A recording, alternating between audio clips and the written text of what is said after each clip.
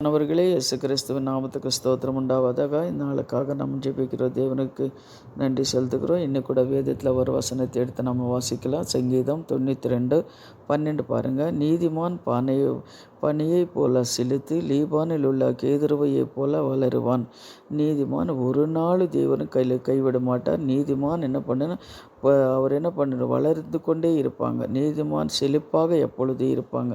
லீபானில் உள்ள கேதுருவையை போல வளருவான் அப்படின்னு. கேதுரு மரம் நீங்கள் பார்க்கும்போது அது காடு மேடுகளில் தண்ணீர் இல்லாத இடங்களில் கூட அது வளர்ந்து கொண்டே இருக்குமோ, அது எப்பொழுது கனி கொடுக்க கொண்டே இருக்குமோ அப்படின்னு சொல்லி அந்த லீபான மரம் அப்படி இருக்குமோ. அதுபோல் நீங்கள் கூட நீதிமான்களாக வளர்ந்து கொண்டே இருப்பீங்க.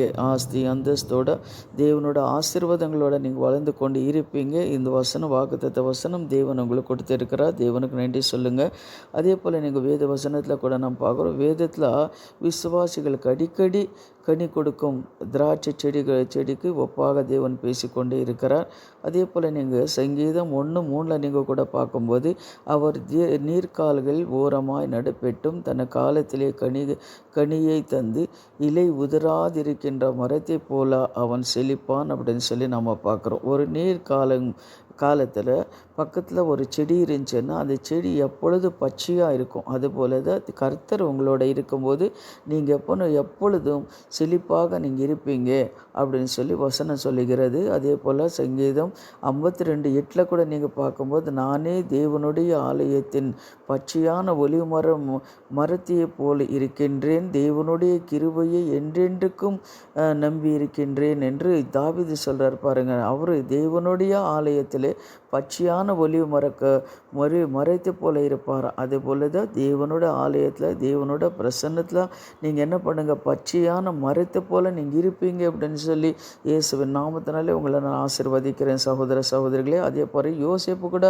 ஒரு பேர் வந்திருக்க பாருங்கள். ஆதியாகமம் 49:22 நீங்கள் பார்க்கும்போது யோசேப்பு கனித்தரும் செடி, அவன் நீர் ஊற்றாண்டையில் உள்ள கனித்தரும் செடி, அதன் கொடிகளையும் சுவரில் மேலேயும் படரும் அப்படின்னு.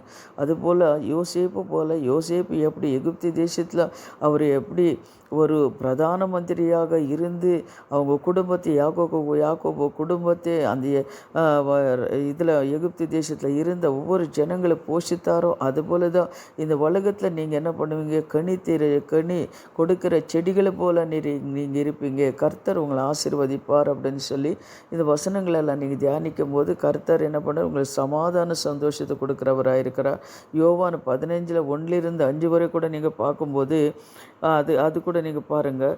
செடியானது என்ன பண்ண திராட்சை செடி எப்படி இதில் திராட்சை செடி கொடியில் எப்படி இருக்குமோ அது பாருங்கள். 4வது வசனம் பாருங்கள். என்னிலே நிலைத்திருக்கின்றீர்கள், நானும் உங்களை நிலைத்திருப்பேன்.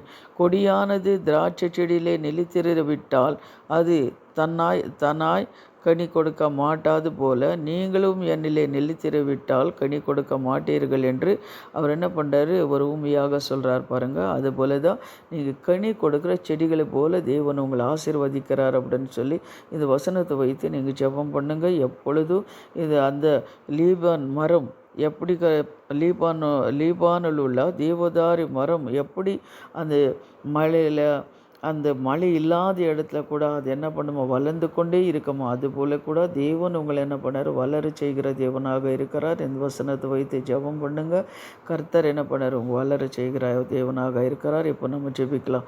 எங்களை அதிகமாக நேசிக்கிற பரலோக பிதாவே, சர்வ வல்லமுள்ள தேவனே, சுவாமி, இந்த வசனத்தைப்படி தகப்பனே கர்த்தாவே, நீதிமான் பனையை போல செலுத்து, லீபானில் உள்ள கேதுருவையை போல வளருவான் என்று சொல்லி கர்த்தாவே கொடுத்த இந்த வசனத்தைப்படி கர்த்தாவே அப்பா, இந்த வார்த்தைகளை கேட்குற ஒவ்வொரு பிள்ளைங்களும் தகப்பனே அந்த அவங்க வாழ்க்கையில் வளரட்டு சுவாமி. என்னென்ன குறைகள் இருக்கிறதோ அதெல்லாம் நிறைவாக்கி தகப்பனே நல்லா வளர்ந்து கர்த்தாவே கனி கொடுக்கிற செடிகளை போல நீர் ஆசீர்வதிங்க. இயேசுவின் நாமத்தினாலே பிதாவே, ஆமென், ஆமென், ஆமென்.